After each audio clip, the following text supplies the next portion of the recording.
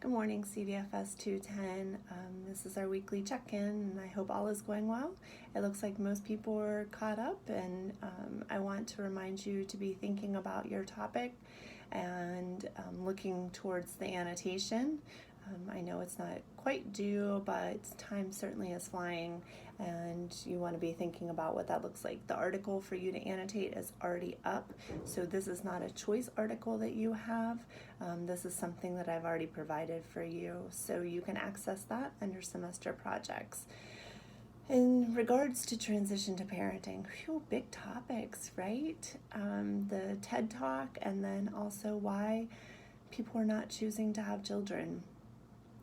Are really big kind of things that we don't necessarily talk about in society, but are things that need to be addressed because it's just part of life. So for me, my transition to parenting, like I've told you, I have a 10-year-old and I have a 13-year-old.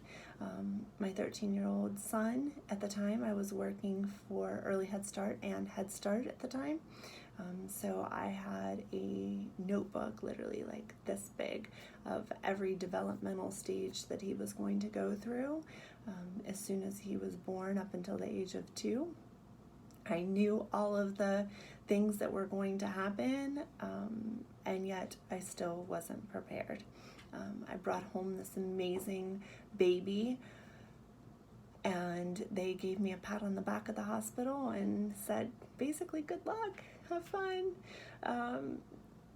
But even with all of my knowledge of development, it did not prepare me. And I found that, like the taboo from the TED Talk, I felt very isolated. Even though I have an amazing family, a supportive husband, and I had a tribe around me that was bringing me food and showing up and helping me through all of this. So there are those taboos out there that we don't talk about, and I think that in this course of parenting that I would encourage you to talk about those taboos. Talk about the fact that people are choosing not to have children and why that's okay, and why people feel isolated when they do have a baby, even though they've planned and maybe done every single thing that the textbook says to do, but it just doesn't feel like that.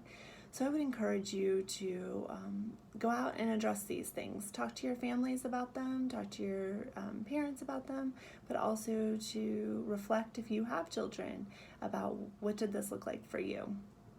And the more that we talk about these kind of things, the better off as a society that we are, and we become less judgmental and more educated on what is going on. I hope that all is well. Just a reminder, don't forget to finish your quiz and your other assignments for this week. You have an assignment and a journal due. Check out the citation examples that I've provided for you, but otherwise have a super awesome weekend, and I hope all is well.